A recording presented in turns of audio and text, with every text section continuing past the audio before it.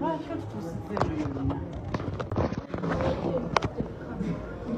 ate ebintu twakunyonye ndi wabikolera mu kamera gwe kenyini wali okola ebintu bye tetwaliyo bitusanzeeyo nga wakwata zi odiyo zo zi vidiyo zo out there twakunyonyodde nti bingi ebintu byebikolera mu kamera byatususse netugamba weetonda ensonga zigwe tuli wano ku poliisi awakati nga mwana wa Loona agenze maaso olw'okuba nti agombebwamu obwara Dokita Kurthum yagenze maaso olw'okuba nga ateekawo ebiragiro ebikambwe ebbaluwa ey'okwetonda wabula nga bye beetondera yabibawa naye nga Nicole nga sinakusonyiwa njagala owandiika ekiwandiiko kigamba bwe kiti tojja kuddamu kunvuma kubanga munnange obeera ku mitimbagano n'onvuma okiwulira mukwano n'ensonga ogiteeka olw'ensonga sijja vuma mukazi ono nze yamulumba ewuwe ne musaba obuyambi omukazi ono oteekemu ensonga lwaki onvuma kubanga sigisuubira nti gyeri kubanga olwajja wange nakutwalirawo ku ssomero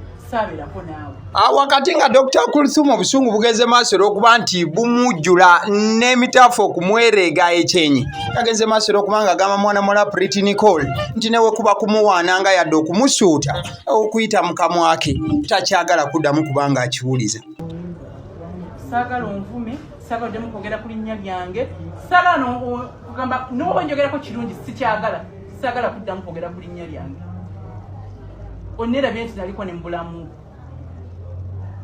okiwulidde nnyabo okuddamu okukola mitimbagano ng'omookinga ne gurupu z'abawala bane tuliddamu okubaako kyetwogera awano n'abasirikale bwe bayongeredde okuba nti bateeka omunnyo mu kiwundu ne bagenda maaso olw'okuba nga bajjukiza akaana kawala oba kyana kiwala kino ki Pretty Nicole nti waliwo Juvenile gye buvuddeko yabadde agenda okuba nga atuula Piero wabula gye byakidde nga bamututte mu nkomyo mu bufo I wanted even to put her in. I take her to court. You see, Juvenile, she was supposed to sit for her P7. Never again could do that this year, and I have taken her to prison. Namutwala mukoti, never remanding. When you get a lakati, Lero, Namutumio, police, Bamutegi, Evi, Nagu, Bamusigi, just been remanded. ebya mwana muwala mu simenta oba ebya mwana muwala amanyiddwa nga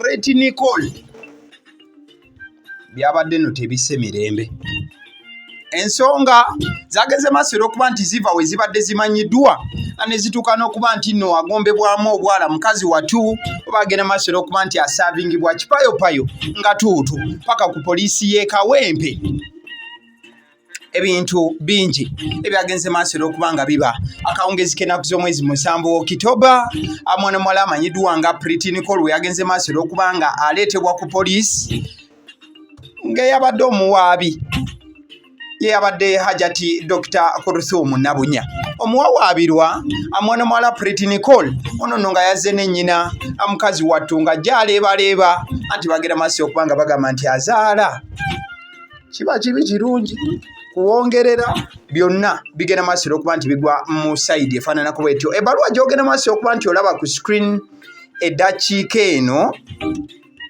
y'ebbaluwa mwana muwala mu simenta oba amanyiddwa nga Pretty Nicole gyagenze maaso okuba nga akwata pen ate era mukadde ke kamu n'olupapula n'agenda maaso okuba nga akuuta wabula ebbaluwa eno mwana muwala gyagenze maaso okuba nga awandiika okusingira ddala tebyabadde bigambo bye byonna byabadde bigambo bya Dokita Kurthum Nabunya nga yagenda maaso okuba nga alagirira mwana muwala ono awandiike ebbaluwa emwetondera ye dokita abotunulira ebbaluwa eno yabadde egenda maaso okuba nga egamba nti RE apology by Musimenta Emanuela nga ye mwana muwala amanyiddwa nga Pretty Nicole era mu bbaluwa yawandiise n'agamba nti I Pretty Nicole apologizes to Hajati Kurthum Gumisiriza not talk bad about her and her husband on social media.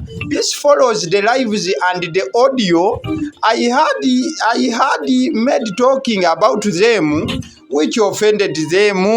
If I do it again, this apology will act as evidence. against me.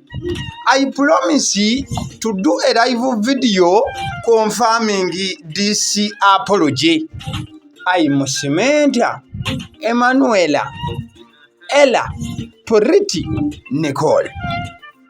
Abagenze maaso okubanga bateekebwa ku bbaluwa eno ng'abo abaabaddewo mu bujjuvu oba okubeera nga ba witness kwabaddeko omukyalo oyo kwagala Aisha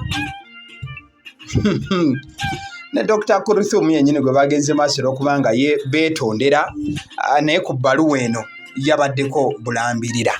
Amwana mwala ono nno yandibadde nti yadde tajja kwetonda bwe yagenze maaso okubanga awulira abato banne be bamugambyeko nti baali bagenze maaso okuba nti bagombebwamu obwara. Omwali ne yali agenda okuba nga atuula P7 n'agenda maaso okuba nti alemesebwa okutuula ekibiina ekyomusanvu olwo n'agenda maaso okuba nga atwalibwa mu kkomera ery'abato. Mwana wala Pretty Nicole n'agamba lekooti si kulwa nga ngenda maaso okuba nga ntwalibwa emabega w'emitayimbwa oba nga ngenda maaso okuba nga ntwalibwa emikono gye gitawemera ntungo oba nyinza okuba nga ntwalibwa mu kabula muliro mu mbeera efaananako bw'etyo. So mwana mwala ono Pretty Nicole yagenze maaso okuba nga akola okwetonda olwa byonna ebyagenze maaso okuba nti nno bihappeninga mu budde obufaananako bwetyo. Agwatagenda maaso okuba nti omanya story gyagenda maaso okuba nti eva ebintu byatandikira ku mukutu gwa mwana mwala oyo Adija Kigozi eyagenda maaso okuba nga akyaza mwana mwala oli yali agenda maaso okuba nga alumiriza Pretty Nicole okubeera nti yali amutendeka okubeera nga anaakubira akiramu wa Dr. Kurthum ate bw'anaagenda maaso okuba nga amukubira ajagenda maaso n'okubaako we yeekwata wano na wali nti omukulu Dr. Akiramu essimu ajagenda maaso n'okuba nga agijja eno waggulu mu fwasa agenda maaso nga agikkiriza mpola mpola nti era Dr. Akiramu bw'anaaba akkiriza essimu ewantu ew'enjawulo nti mwana mwala oyo yali wagenda maaso okuba nga akola screen recording era obutambi nga mwagenda maaso okuba nga mulaba obw'omuyimbi omulala we yakafulumya n'obwa Dr. n'obwa Engineer Akiramu wa Dr. Kurthum bwali wagenda maaso okuba nga buvaayo wabula akaana akawala kano ke bagenda maaso okuba nga bakatuma ku mission kalowoozaamukko ne keekuba mu kifuba ne kagamba nti omusajja omukulu nga Akiramu bwe ngenda maaso okuba nga mukwata ku butambi ngenda maaso okuba nga mbusyaasyanya wano na wali ensonga zinaagenda maaso okuba nga zikka zitya bwe bityo abo byagenze maaso okuba nga bitambula wabula ekibuuzo Pretty Nicole yagenze maaso okuba nga yeetondanga ye oba ebigambo yabiwandiise nga bwe byagenze maaso okuba nga bimuwandiikirwa bimugambibwa oyo eyabadde ayagala agende maaso okuba nga yeetonderwa. Era eno y'enkomerero ya mwana mwala okubeera nga yeenyigira mu by'okuba nga asibwa n'okkubwa n'ebiringa ebyo nga byonna biva mu butambi. Agaliwo omukutu gw'otudde genda maaso okuba nti olikinga vidiyo ero. Thank you. Weebale nnyo nnyini ddala. Asante sana. Thank you.